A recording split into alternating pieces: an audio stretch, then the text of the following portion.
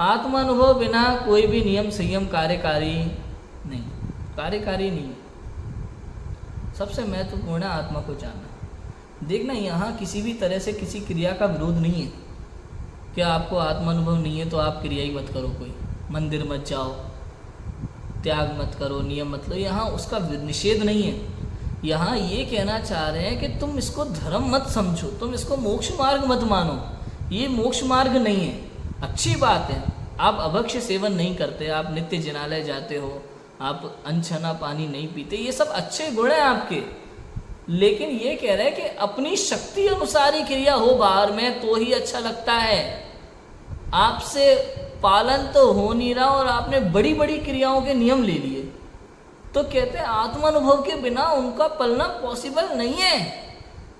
तुझे कषाय उत्पन्न होगी, तुझे तकलीफ होगी, तू और पाप बांधेगा उल्टा। इसलिए पहले आत्मज्ञान हो, और आत्मज्ञान नहीं तो कम से कम शास्त्र ज्ञान तो हो ही हो।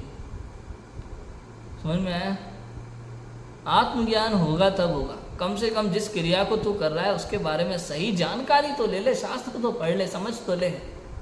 कई ऐसे जीवन जो नियम ले रखे हैं लेकिन उनको उनकी जानकारी नहीं है, तो उसके लिए कहा जा रहा है कम से कम शास्त्र ज्ञान तो होना जरूरी है। उसके बाद तुझे जोर करना है कर, कोई दिक्कत नहीं है, कौन रोक रहा है। लेकिन शास्त्र ज्ञान होता है, तत्व विचार होता है, तो समझ आता है कि क्या करना क्या नहीं करना। अज्ञानी जीव कुछ भी कर सकता है, ज्ञानी जीव प्रत्येक क्रिया सोच समझ के करता है, विवेक पूर्वक करता है। अज्ञानी को क्या है, कुछ भी कर। कई बार लोग कहते हैं ना अपने मुमुक्षुओं से, तुम कान्जी स्वामी वाले एक भी मुनि बन के दिखाओ तो जाने, आक्षेप लगाना जानते हो तुम तो, खाली गलतियां निकालना जानते हो, बुराइयां ढूंढते हो, तुम एक आध बन के तो दिखाओ। भैया नहीं बन सकते तभी तो, और तुमसे भी यही कहेंगे, तुमसे पलता है तो करो, नहीं तो मत करो।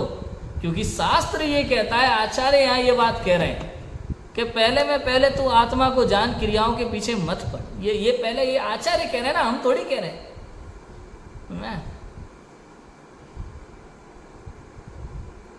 अज्ञानी को क्या है, उसको पता ही नहीं है, तो पहले नियम ले लेगा, बाद में तोड़ेगा। उसके लिए क्या बड़ी बात है, नियम लेना तोड़ना, उसके लिए सब बराबर है। ज्ञानी जीव थोड़ी ऐसा कर सकता है। जिसने स्वाध्याय किया है, शास्त्र पढ़ा है, जिसको पता है कि भाई मुनि व्रत में क्या क्या होना चाहिए, क्या क्या होता है, वर्तमान में मेरे जीवन ऐसा हो पाएगा कि नहीं हो पाएगा, तो मैं धारण करूं। नहीं तो धारण तो कर लूं और बाद में कह दूं नहीं यार पंचम काल जितना बन रहा उतना ठीक है और तुमसे तो अच्छे हैं, तो ऐसे काम नहीं चलेगा। इसका नाम मुनि व्रत नहीं है।